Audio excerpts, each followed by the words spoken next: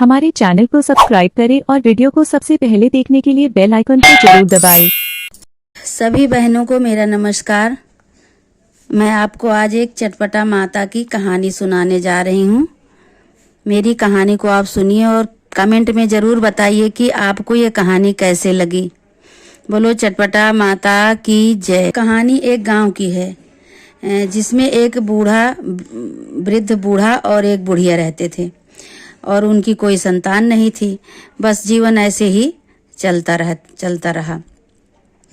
एक दिन की बात है कि उनके पड़ोस में एक औरत शाम को बुढ़िया के पास आई और कहने लगी कि अम्मा, कल हमारे यहाँ चटपटा माता की पूजा है और आपको सुबह आना है। और इस तरह से अम्मा को निमंत्रित करके वो चली गई। अब सुबह हुआ, अम्मा भी जल्दी जल्दी अपना सारा काम करके नहा धोकर पूजा के लिए पड़ोसी के यहाँ जाने के लिए तैयार हो गई। तो अम्मा ने अपने आदमी से कहा कि हम पूजा में जा रहे हैं, आप घर देखिएगा। तो वह कहते ठीक है जाओ, लेकिन हमारे लिए प्रसाद ले आना। तो वो बूढ़िया अम्मा कहती ठीक है, हम चटपट माता की पूजा में पहुंचकर वहां से प्रसाद लेके आऊँगी। अच्छा, वहाँ पहुँची और वहाँ खूब विधि पूर्वक पूजा हुआ। पूजा पूरा हुआ। फिर सब औरत माता के पास का फूल और अक्षत प्रसाद के रूप में लेकर वापस अपने घर को गई। क्योंकि आपको पता है कि चटपट माता की पूजा में केवल प्रसाद पेड़ा ही मिलता है और वह भी वहीं औरतों को खा लेना होता है, घर नहीं लाना होता है। लेकिन अब आजकल की प्रथा में लोग थोड़ा बहुत घर भी ले आते हैं। तो फिर अम्मा के पति प्रसाद का इंतजार कर रहे थे। अम्मा घर पहुंची तो उन्होंने प्रसाद मांगा।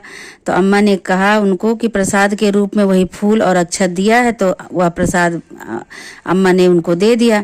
यह देखकर वो नाराज हो गए और अम्मा से कहने लगे कि क्या आप भी यही प्रसाद पाई हो? तो अम्मा कहने लगी नहीं, हम तो पेड़ा खाए हैं। तो यह सुनकर बाबा जी और नाराज हो गए और प्रसाद फेंक दिया और कहने लगे कि झटपट माता, पटपट माता को हम कुछ नहीं मानते हैं। अगर वह इतनी शक्तिशाली हैं तो हमको एक पुत्र दे दें। बस यही कहकर वह चले गए।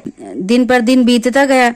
अम्मा का धीरे धीरे अब पेट भी फूल रहा था। लोग उनसे सवाल जवाब भी करने लगते थे कि अम्मा कैसे ये आपका पेट इस उम्र में फूल रहा है?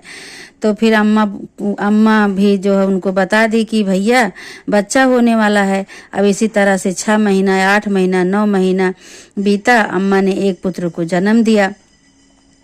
खूब धूमधाम से उसका जो है जन्म उत्सव हुआ, बरही हुई। सब कुछ निपट जाने के बाद अम्मा ने बाबा को याद दिलाया कि आपने झटपट माता को कुछ कहा था कि वह शक्तिशाली नहीं है। तो बाबा को यह बात याद आ गई। बाबा कहे हाँ, हम तो बहुत गलत कहे थे, हम क्षमा मांगते हैं, चटपट माता बहुत शक्तिशाली हैं। तो अम्मा कही जाओ, अब 14 सुहागनों को बुला कर लाओ और हम चटपट माता की पूजा करेंगे। तो बाबा ने कहा कि हाँ हाँ बिल्कुल, क्यों नहीं करेंगे। तो सभी सुहागन को बुला के लाए और खूब धूमधाम से सुहागन का चटपट माता की पूजा करे, चटपट माता की आरती करे। तो इस तरह से माँ ने बुढ़ापे में बाबा और माँ को, चटपट माता ने दोनों जने को एक पुत्र दिया। पुत्र लेकर अपना आराम से रहने लगे सब और खूब धूमधाम से अपने चटपटा माता की पूजा किए। बोलो चटपटा माता की जय।